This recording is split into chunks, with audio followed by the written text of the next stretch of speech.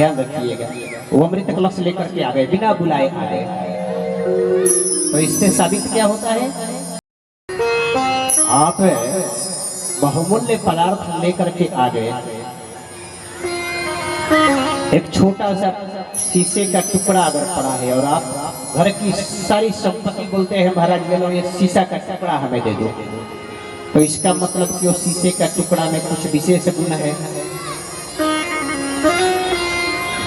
सुखदेव जी कहते हैं कि देवता बड़े स्वार्थी हैं। अमृत कलश लेकर के आए और ये बदले में कथामृत मांग रहे हैं, ये स्वार्थी हैं। अगर ये श्रोता बन के आते तो हम इनको कथा परीक्षित को सुना रहे थे, उसके साथ देवता भी सुन लेते, लेकिन ये मोल भाव करने आए हैं। इसलिए सुखदेव जी बड़े जोर जोर से हंसने लगे। अरे ठगियों, तुम सब ठग बन के आए हो।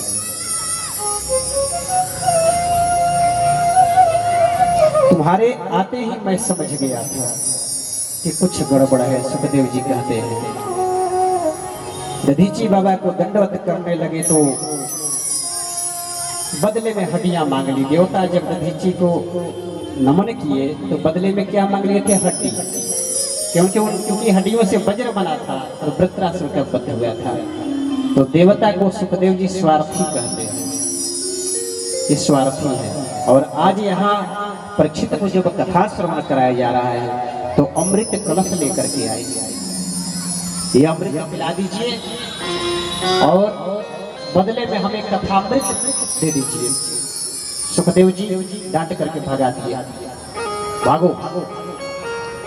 कवि सुधा कवि कथा लोके, कवि काच कवमणि हम, ब्रह्मरातो विचार्य तदा देवाचयामृतम्।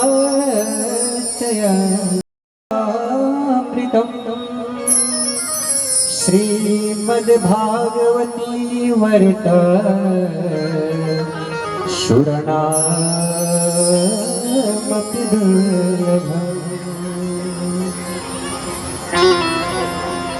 सुखदेव जी कहते हैं, विचार कीजिए, कथामृत और सुधामृत में कौन अमृत श्रेष्ठ है।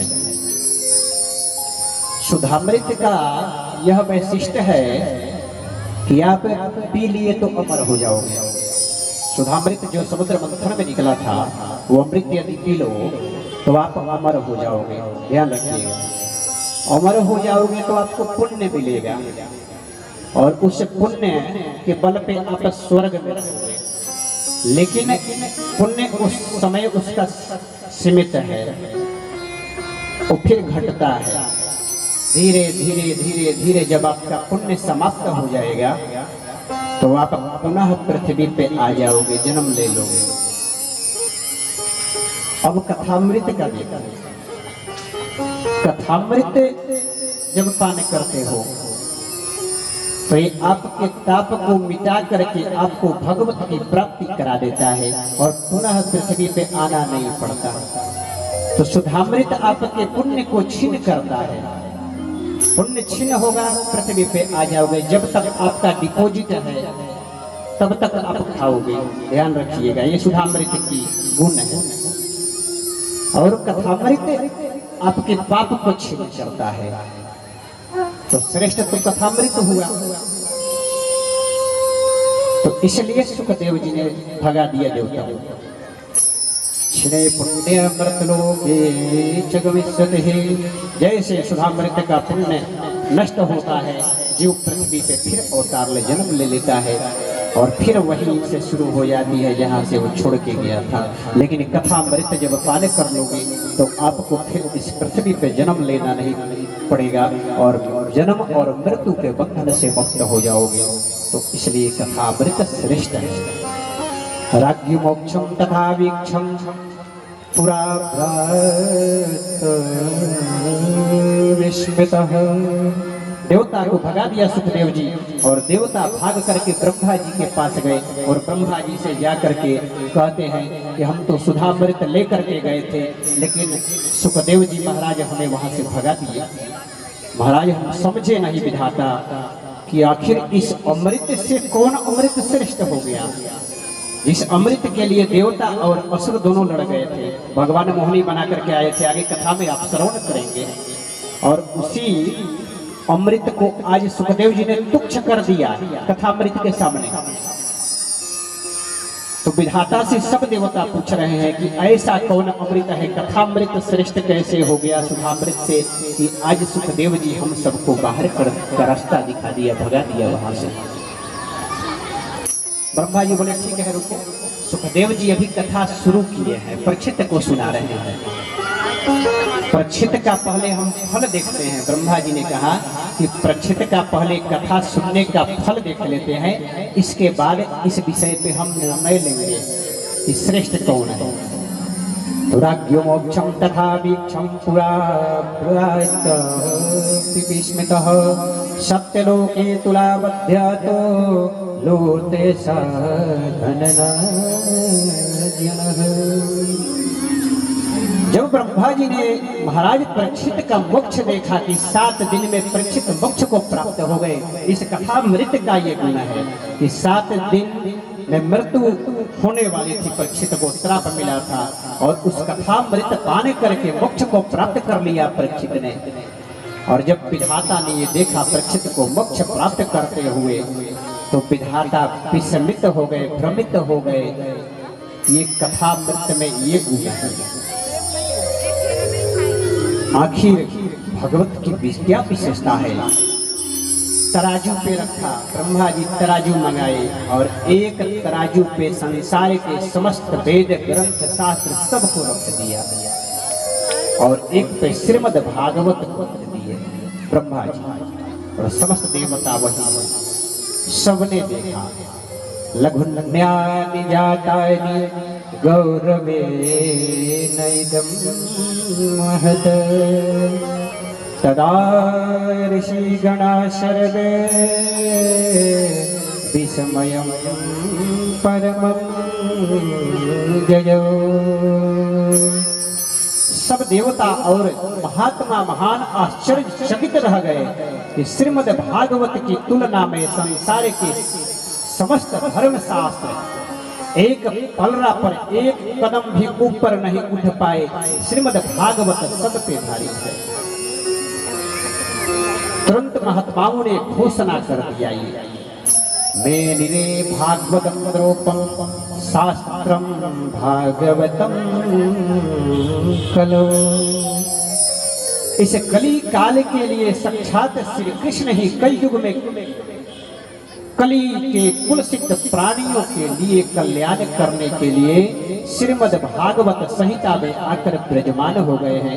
बोलिए श्री भागवत महापुराण की जय। ऐसे श्रीमद् भागवत है। भागवत का मतलब क्या होता है?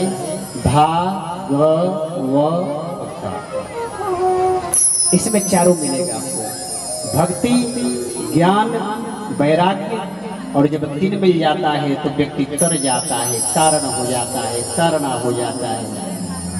तो भक्ति, ज्ञान और वैराग्य। सबसे पहले भक्त बनो। सुत जी कहते हैं कि सबसे पहले भक्त बनो, ज्ञानी मत बनो। ज्ञानी बनोगे आपको कुछ भी नहीं मिलेगा, कुछ नहीं प्राप्त कर सकते। ज्ञान के द्वारा ईश्वर को नहीं जीत पाओगे।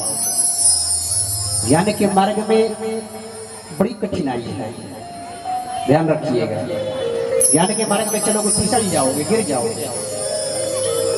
भक्ति के मार्ग के द्वारा सहज ही ईश्वर को प्राप्त कर सकते हो, और जिसने भी प्राप्त किया ना जीत पाओगे। तो इसलिए सुखदेव जी कहते हैं कि भक्त बनो सबसे पहले। तो भक्ति, भाव, इसके बाद ज्ञान। भक्त बन जाओगे तो ज्ञान तो आने लगेगा, ठाकुर जी की कृपा होगी, ज्ञानी बन जाओगे। और जब ज्ञान आ गया और भक्ति आ गया तो धीरे धीरे आपको अपने आप वैराग्य हो जाएगा। वैराग्य का मतलब क्या होता है? वैराग्य ले लेना। घर छोड़ करके आप जंगल में चले गए तो जंगल में जाना ही वैराग्य नहीं है। आप जंगल में जाओगे और मन आपका घर में है तो क्या फायदा जंगल में जाने से? वैराग्य तो घर में रहकर भी आप ले सकते हो। ईश्वर में प्रीति बढ़ा लो, प्रेम कर लो, वैराग्य अपने आप हो जाता है। और जब वैराग्य हो जाएगा तो फिर तर जाओगे, प्रभु का नाम लेकर ही तर जाओगे। सुत जी कहते हैं सोनक आदि ऋषियों से, इस कलयुग में स्वयं कृष्ण ही श्रीमद् भागवत संहिता में विराजमान है। कृष्ण का वांगमय का रस पान करना चाहिए।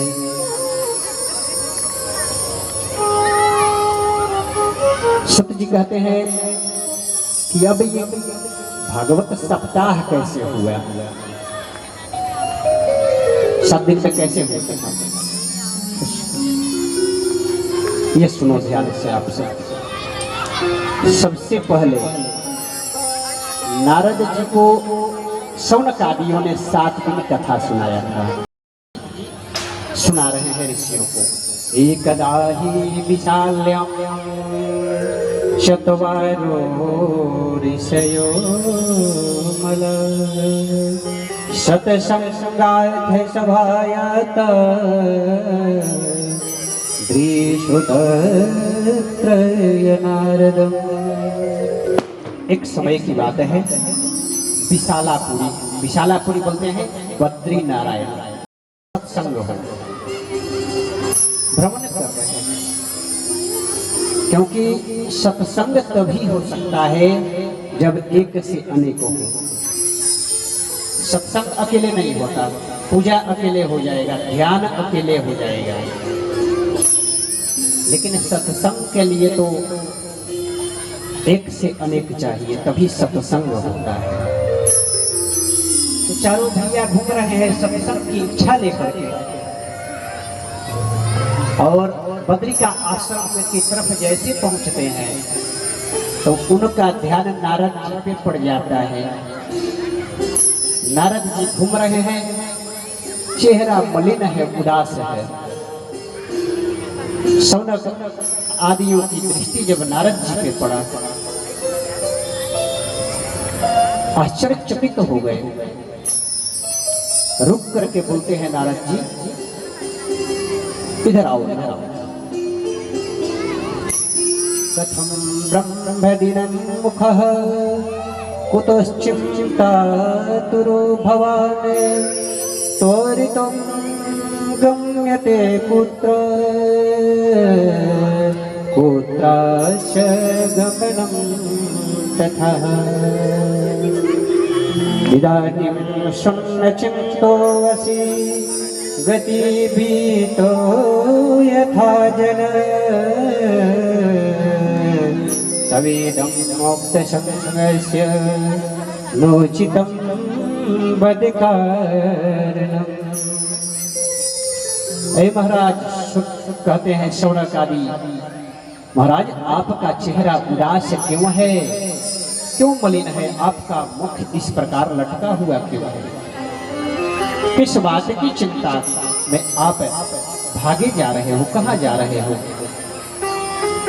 आपका मुख कमल तो ऐसे लगता है जैसे आपका कोई बहुमूल्य पदार्थ चला गया हो। संतों का कौन सा ऐसा धन है जो चला गया जिसके कारण आप इतना उदास हैं? संसारियों का तो धन चला जाए तो ये समझ में आता है कि वो चिंतित हो जाता है, लेकिन संतों का धन चला जाए, संत का तो कोई धन होता नहीं, फिर आप क्यों उदास हैं? संतों का तो एक ही धन है, भगवत नाम है, राधा नाम है। आपका ऐसा कौन धन चला गया? नारद जी कहते हैं, प्रभु बड़े सौभाग्य की बात है कि आप चारों भैया का दर्शन हो गया एक साथ। हम तो इसी चिंता में चिंतातुर होकर भ्रमण कर रहे हैं। वो चिंता क्या है?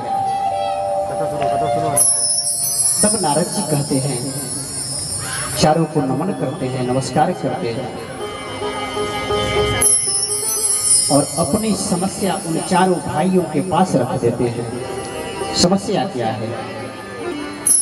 तब नारद जी कहते हैं, मैं इस संसार में सत्संग की इच्छा से घूम रहा था। हे महाराज, समय बड़े बड़े तीर्थों में गया, गंगा नदी, जमुना नदी, गोदावरी, हर जगह गया, परंतु मैंने वहां क्या देखा? पुष्करम च प्रयागम च काशी गोदावरी तथा हरि क्षेत्रम कुरुक्षेत्रम श्रीरंगम सेतुबंधन एवमादिषु तीर्थेषु भ्रमणतयेत सत्वतः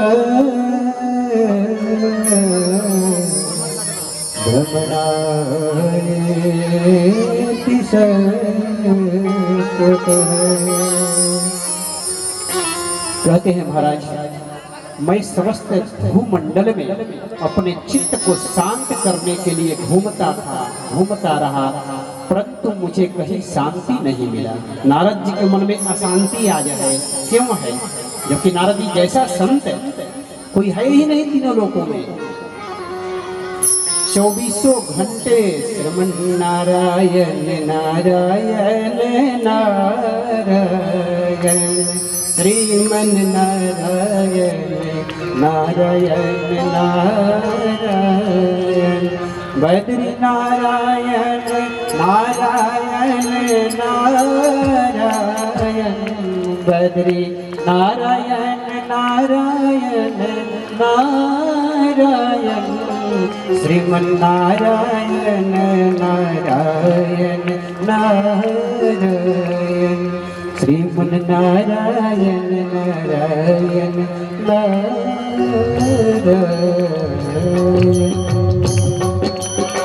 नारद जी नारायण नाम का जप करते हैं, नारायण नारायण जपते हैं, और जो नाम नारायण नाम में रहते हैं आज वो भी चिंतातुर है। ध्यान रखिएगा, वो अपनी चिंता से चिंतित नहीं है, वो हम सबकी चिंताओं से चिंतित हैं, क्योंकि संत वही है जो संसारिक के दुख से दुखी होता है और संसारिक के सुख से सुखी होता है, वही संत का परिभाषा है। और ऐसे परमहंस संत हैं नारद जी। तो नारद जी का मन दुखी है, कहते हैं तपसी धनवंत दरिद्र गृही, तपसी धनवंत दरिद्र गृही, कलिकौतुक जात न जात कहीं। जो तपस्वी है वो धनवान हो गया है। ध्यान रखिएगा, बैरागी बाबा है, नाम रख लिया बैरागी, लेकिन सारा राग वही है। कहते हैं कि मैं जब मार्ग में भ्रमण कर रहा था तो मैं देखा आश्रम, मैंने पूछा किसका है, तो कहते हैं कि बैरागी बाबा का है। महाराज बैरागी बाबा का है और आश्रम में किसके दौड़ रहे हैं? सन्यासी बाबा के हैं। अब बताओ, जो सन्यास ले लिया तो फिर बच्चे कैसे? इसलिए नारद जी दुखी है। इतनी संपत्ति किसकी है? तपसी धनवंत दरिद्र गृही, गृहस्थ जो है वो गरीब हो गया और तपस्वी धनवान हो गया। कैसे? मन दुखी है नारद जी का। तरुणी प्रभुता गृह श्याल को बुद्धिदायक, कन्मय विक्रनयो लाभादिदं पतिना च कलकल हो। मैंने देखा गृहस्थों के यहाँ बड़ी कठिनाई है, पीड़ा है, दुखी है, धन के बिना दुखी है, परिवार में कलह है, इससे नारद जी दुखी हैं। और महाराज और तो और जब मैं आगे बढ़ा, मेरा मन अशांत था, तो मैंने सोचा कि चलो वृंदावन की तरफ चलते हैं। और वृंदावन की तरफ जब हमने बढ़ा तो क्या देखा? कि वृंदावन में जाकर गोविंद का धाम है, वहां तो शांति मिलेगी थोड़ी सी, लेकिन महाराज मैं वहां भी गया तो एक अद्भुत लीला देख लिया। वो अद्भुत लीला क्या है?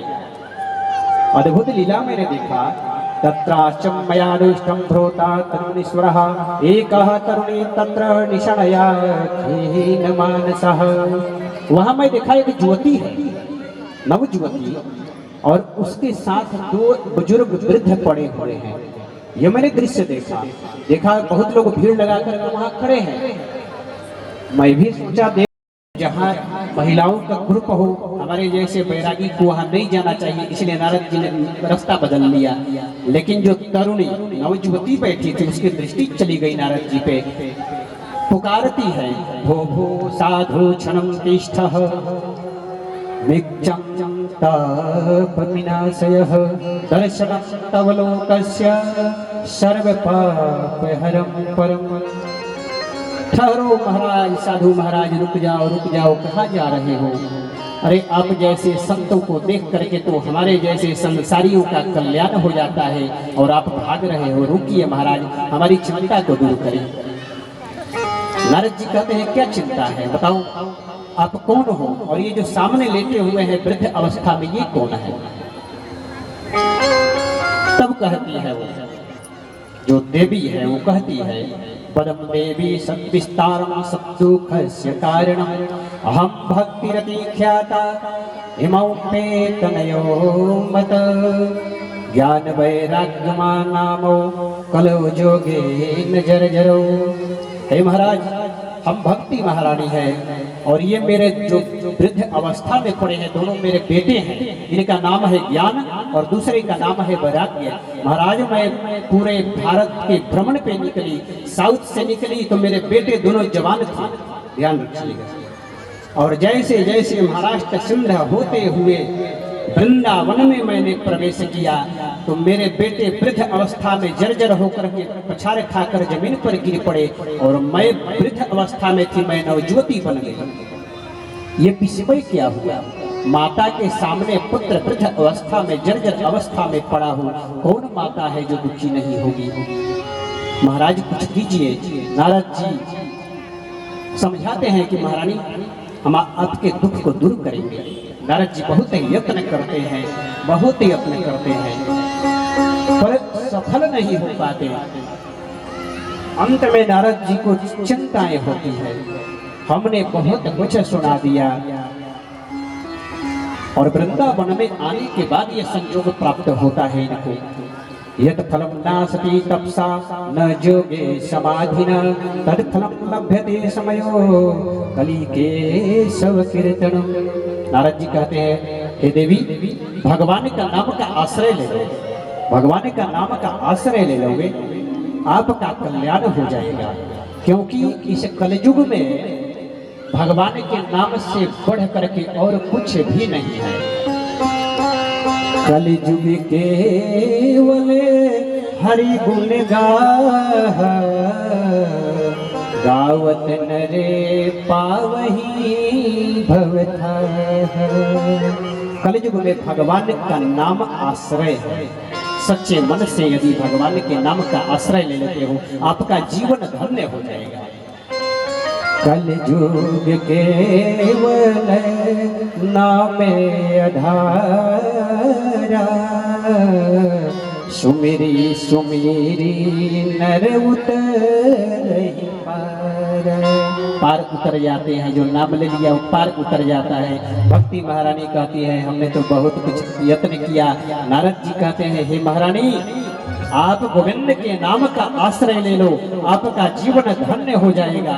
भज लो उस प्यारे को एक बार, जो सबके कष्ट को दूर करता है, सबके कलेश को मिटाता है, संसार के तीनों तापों को मिटा देता है। जिसका नाम, उनका नाम का आश्रय ले।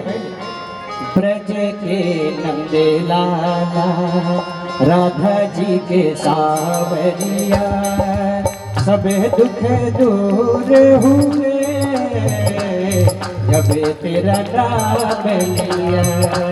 गाइए सब प्रेम से। राधा जी के सावरिया, सब दुख दूर हुए जब तेरा नाम लिया ब्रज के नंद लाला श्री राधा जी के सावरिया सब दुख दूर हुए जब तेरा नाम लिया। मेरा पुकार तुम्हें गिरधर गोपाला मेरा पुकार तुम्हें गिरधर गोपाला बन गया अमृत में विष का भरा प्याला विष का भरा प्याला कौन मिटाए उसे जय हो